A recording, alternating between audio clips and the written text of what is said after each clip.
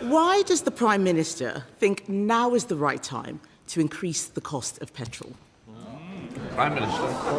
Mr. Speaker, we are not increasing the cost of petrol.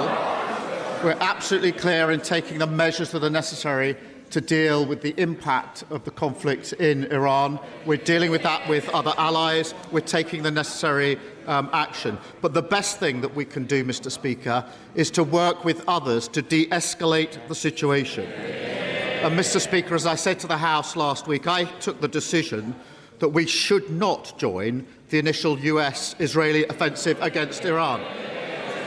The Leader of the Opposition attacked me for that decision relentlessly. She said that the UK should have joined the US and Israel in the initial offensive strikes. Mr. Speaker, then yesterday, in the wake of the economic consequences, the Leader of the Opposition totally abandoned her position. She told the BBC, "I never said we should join." She told the BBC, "I haven't said we should have gone in with the United States." That is the mother of all U-turns on the single most important decision a Prime Minister ever has to take, whether to commit the United Kingdom to war or not. Mr. Speaker, I think the mother of all U-turns is him saying that they're not increasing fuel duty. That is news to us because last week the Chancellor stood up and said the fuel duty was going to increase in September. The Prime Minister told us at the start of the year that the cost of living was his #1 priority. So can he explain how a rise in fuel duty helps with the cost of living?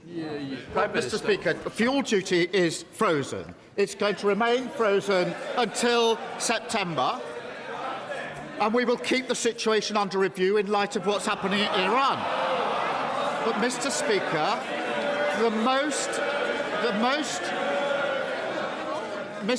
the most important issue is de-escalating the situation. And I come back to the Leader of the Opposition's position because this is one of the most important decisions a Prime Minister or Leader of the Opposition ever has to take, whether to commit your country to war. The day after the initial US-Israeli strike started, her Shadow Foreign Secretary said that the US-Israeli initial attacks were absolutely right, and it is a position my party supports. She said, why has the Prime Minister not actually worked with America to be much more proactive? Last Wednesday, Leader of the Opposition. We are in this war whether we like it or not. What is the Prime Minister waiting for?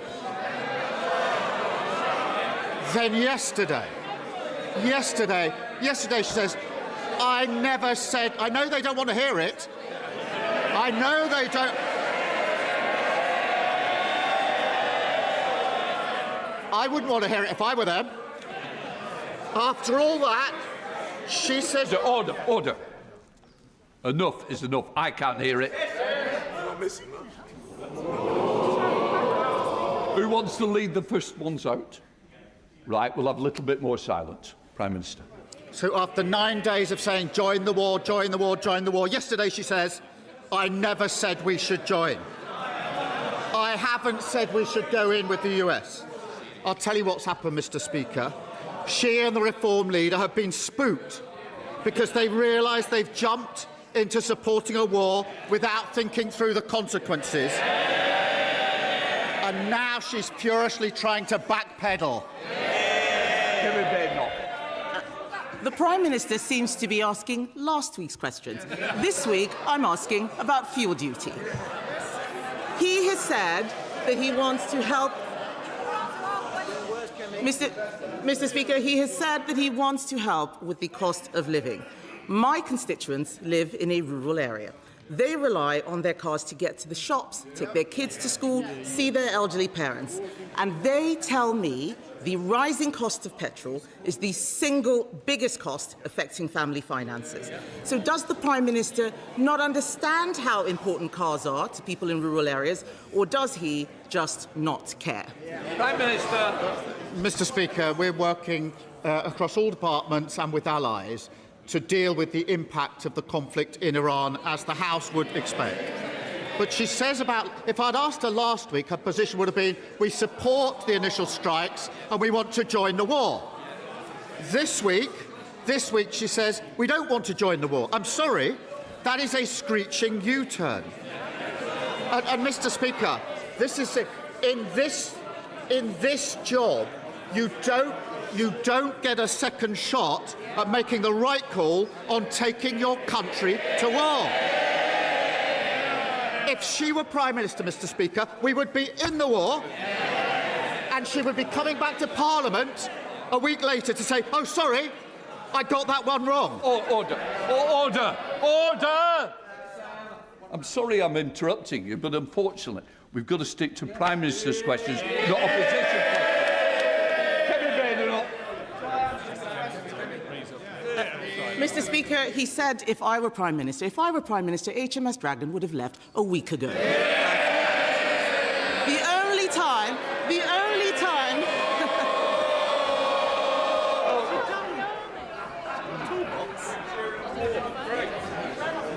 Mr. Speaker, the only time he's taken decisive action was stopping Andy Burnham from standing in the by-election. But let's talk about what the people out there are worried about. I heard from a builder, Mr. Speaker, who has 115 employees using 75 vans. With the jobs tax, sky-high energy bills, and now a hike in petrol prices, that builder is having sleepless nights. How does the Prime Minister justify a rise in fuel duty to that small business owner and millions more like him up and down the country? Prime Minister. There hasn't been a rise. It is frozen. There isn't going. It is frozen until September. And Mr. Speaker, she mentions the HMS Dragon. Can I first start by thanking the Royal Navy who are serving on HMS Dragon? Can I second say that what's been happening is it's been carefully being loaded with the anti-strike ammunition and capability that it needs. And the Navy and civilians have been working 22-hour shifts in relationship. But in relation to those that are taking the action to defend us, what does she say? Just hanging about. Just hanging about. That's how she described our pilots in the region.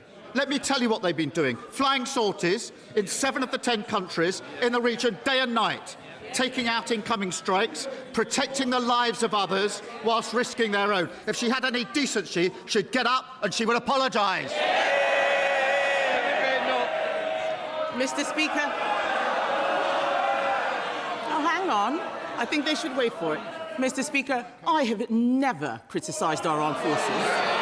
I have criticised him. Order. Mr. Swallow, you're going out. I've had enough. Week in, week out. Either leave or I'll name me.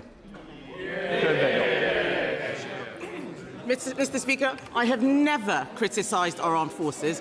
I am criticising him and his decisions. And let me remind the House, Mr. Speaker, about his record on the armed forces. This is the same man who worked with Phil Shiner, a traitor to this country, who made up evidence to put our soldiers in prison for crimes they didn't commit. That is his record, so I won't take any lectures from him. And by the way, military families are also worried, the ones in this country, about petrol prices. He's got nothing to say on that. And there's another group of people, Mr. Speaker, who have been hammered by this government. Farmers. I spent all last year telling the Prime Minister that his family farms tax was killing British farming. Now, those farmers are being punished with higher fuel prices. Does the Prime Minister think that's fair? So, Mr. Speaker, no apology to our pilots who are risking their lives. And I'm not going to take lectures from someone who says we should join the war, and a week later says, can I change my mind? I got that wrong. It is deeply embarrassing. And she's not the only one. Mr. Speaker, last week she's not the only one, the leader of reform. We should be part of this with the US and the Israelis. We have to get rid of the regime. We should do all we can to support the operation. I make that perfectly clear, he said. Until yesterday, screeching U-turn. We shouldn't get ourselves involved in another foreign war. Two parties packed with failed Tories led by leaders who are not fit to be Prime Minister. Mr. Speaker, he doesn't want to talk about fuel duty because he has got absolutely no answers. The Conservatives are on the side of farmers. We are also on the side of drivers. We froze fuel duty every year from 2011, and in fact, we cut it in 2022 because we care about the cost of living. Labour think drivers are a cash cow. And now, Mr. Speaker, they think that drivers are a cash cow, and now they're hiking fuel duty for the first time in 15 years. Everyone in this House knows the pattern. First, he'll march his backbenchers up the hill. Then they'll be forced to defend fuel duty rises in the local elections. Then there'll be another humiliating U-turn. So why doesn't the Prime Minister just stand up, admit he's got it wrong again, and scrap the fuel duty hike now?